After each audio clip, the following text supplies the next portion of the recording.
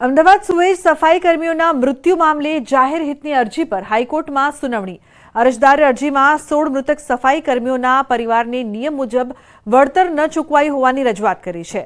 હાઈકોર્ટે સરકારને તમામ 16 મૃતક સફાઈ કર્મીઓના પરિવારને નિયમ મુજબ વળતર ચૂકવવાનો આદેશ કર્યો છે। આ ઉપરાંત સુનાવણીમાં ભાવનગરમાં મનપાની હદમાં એક સફાઈ કર્મીના મૃત્યુ અંગે પણ મુદ્દો ઉઠાવ્યો હતો। આ બાબતે રાજ્ય સરકાર તરફથી પ્રતિક્રિયા આપતા જણાવ્યું કે 16માંથી 8 મૃતકના પરિવારજનોને વળતર ચૂકવવાનું બાકી હોવાનું જણાવ્યું હતું। હુકમ કર્યો છે કે જે લોકોને વળતર ચૂકવાયું નથી 16 જણા જે છે એ લોકોને તાત્કાલિક વળતર ચૂકવવા માટેનો કોર્ટે આદેશ કર્યો છે અને સરકારને એફિડેવિટ કરવાનું કીધું છે કે તમારા વળતર ચૂકવવામાં વિલંબ કેમ થાય છે તેનો ખુલાસો કરશો।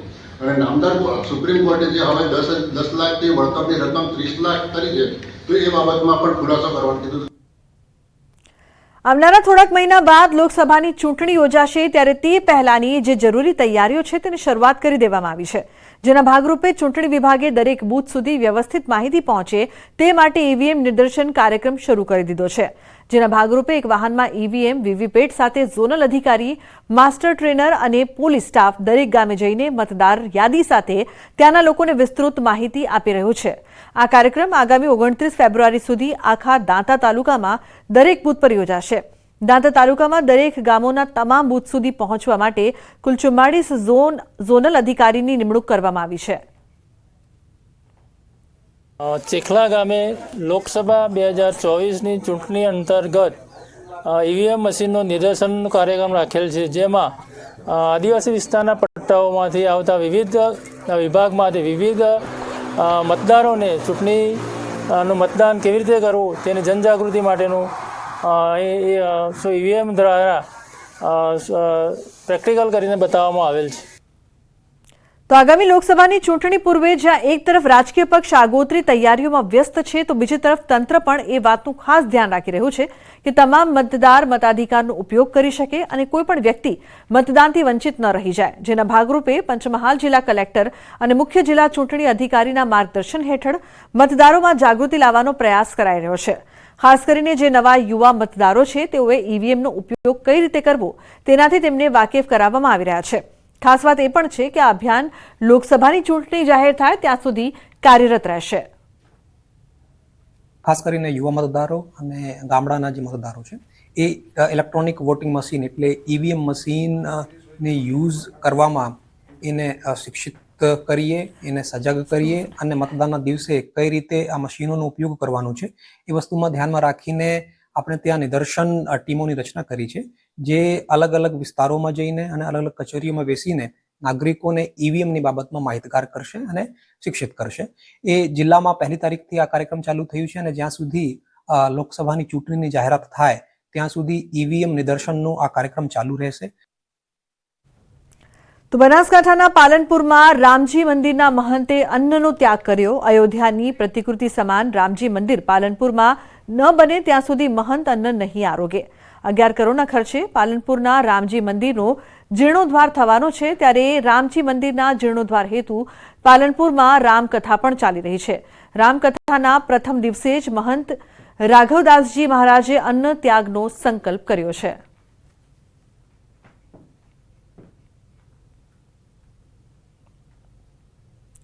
અયોધ્યામાં રામ મંદિર પ્રાણ પ્રતિષ્ઠા મહોત્સવને લઈને રાજકોટમાં ઉજવણી કરવામાં આવી રહી છે। સંગઠન મહામંત્રી રત્નાકરજીએ અસદુદ્દીન ઓવૈસીના નિવેદન પર આપી છે પ્રતિક્રિયા। રામ મંદિર એ કોઈ રાજકીય મુદ્દો નથી, દરેક ભારતીયનું આસ્થાનું કેન્દ્ર રહ્યું છે। રામ સત્ય અને મર્યાદા સાથે ચાલનારા છે, આ વિચારો તેમના વ્યક્તિગત હોઈ શકે। देश में यह परिस्थिति जब से यह बात शुरू हुई है, देश की अपनी आस्था का विषय है। राम कभी भी राजनीति के मुद्दे नहीं थे, राम हमेशा आस्था के विषय है।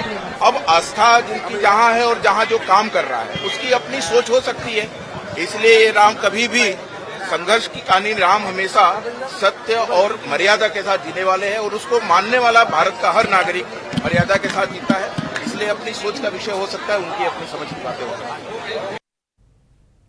તો અયોધ્યામાં રામ મંદિરના પરિસરમાં વડોદરાની મહેક પ્રસરે તે માટે 108 ફૂટ લાંબી અગરબત્તી રામ ભક્તોએ બનાવી છે, જે વડોદરાથી નીકળી અયોધ્યા માટે પ્રસ્થાન કરાવ્યું હતું। જે અગરબત્તી અરવલ્લીના શામળાજીના રતનપુર બોર્ડર પરથી નીકળી રાજસ્થાનમાં પ્રવેશ કર્યો હતો. અરવલ્લીમાંથી પસાર થતા હજારો લોકોએ આસ્થા સાથે અગરબત્તીના દર્શન કર્યા હતા. વડોદરાથી લઈને અયોધ્યા સુધી પહોંચતા ઠેર ઠેર ભવ્ય સ્વાગત કરવામાં આવશે. અયોધ્યામાં તડામાર તૈયારીઓ ચાલી રહી છે, ત્યારે ગુજરાતની સાથે સુરેન્દ્રનગર જિલ્લાના ધ્રાંગધ્રાના સોમપુરા પરિવાર પણ કામે લાગી ગયા છે. અહીં કારીગરો દ્વારા છેલ્લા 7 મહિનાથી રામ મંદિરમાં રંગ મંડપ, પ્રાર્થના કીર્તિ મંડપની મૂર્તિઓ તેમજ સ્તંભ બનાવવાની કામગીરી કરવાનો મોકો મળ્યો છે. ધ્રાંગધ્રા ખાતે રહેતા હિતેશભાઈ સોમપુરા 3 પેઢીથી પથ્થરની મૂર્તિઓ સાથે શિલ્પ સ્થાપત્યના વ્યવસાય સાથે સંકળાયેલા છે. તેઓ અંદાજે 25થી વધુ કારીગરો સાથે છેલ્લા 7 મહિનાથી રામ મંદિરના પ્રાર્થના કીર્તન ખંડ, રંગ મંડપ સહિતની જગ્યાઓમાં મૂર્તિઓનું અને કોતરણીયુક્ત સ્તંભો બનાવવાની કામગીરી કરી રહ્યા છે. સમગ્ર ગુજરાતમાંથી પ્રાર્થના અને રંગ મંડપની મૂર્તિઓ બનાવવાની કામગીરી ધ્રાંગધ્રાના આ પરિવારને મળતા ઝાલાવાડનું ગૌરવ વધ્યું છે. મહત્વનું છે કે ધ્રાંગધ્રાના સોમપુરા પરિવાર અને કારીગરો દ્વારા પાવાગઢ, પીપળીધામ, ખોખરા હનુમાન મંદિર, મોરબી સહિતના અનેક ધાર્મિક સ્થળો અને મંદિરોમાં મૂર્તિઓ અને પ્રાચીન સ્થાપત્યના સ્તંભો બનાવ્યા છે. અને હવે દરેક ભારતીયનું સ્વપ્ન એવા અયોધ્યા રામ મંદિરમાં પણ અમૂલ્ય તક મળતા ગર્વની લાગણી અનુભવી રહ્યા છે. અમે પેઢીઓથી આ મૂર્તિકામ કરતા આવ્યા છીએ અને વિશેષ તો એ કે જે આ જે રામ મંદિર નિર્માણ થવા જઈ રહ્યું છે કે જે પેઢીઓ વર્ષોથી એનો ઇંતજાર હતો. ગુજરાતના ઘણા સ્થાપત્યોમાં અમે કામ કરેલું છે.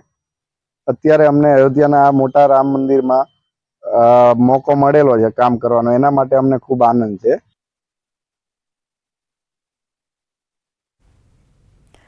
જામનગરમાં વિશ્વ હિન્દુ પરિષદના સૌરાષ્ટ્ર પ્રાંતના અધ્યક્ષ ભરતભાઈ મોદીને અયોધ્યા જવા ખાસ આમંત્રણ અપાયું છે. 22 જાન્યુઆરી પધારવા માટે ખાસ આમંત્રણ અપાયું છે.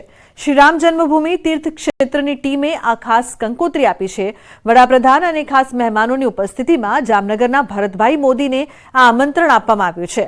અગ્રણી ઉદ્યોગપતિ અને વિશ્વ હિન્દુ પરિષદના પ્રાંત અધ્યક્ષ છે ભરતભાઈ મોદી.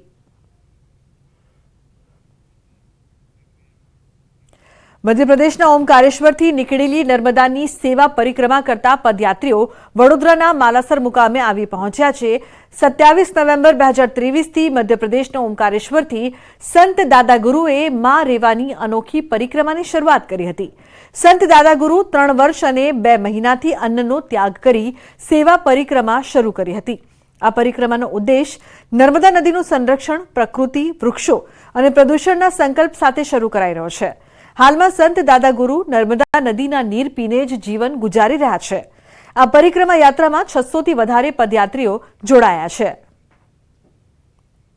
પરમ પૂજ્ય શ્રી દાદા ગુરુજી છે, જે છેલ્લા 3 વર્ષ અને 2 મહિનાથી વગર અન્ન નિરાહાર છે, એટલે ફક્ત પાણીથી નર્મદા જળનું સેવન કરી રહ્યા છે.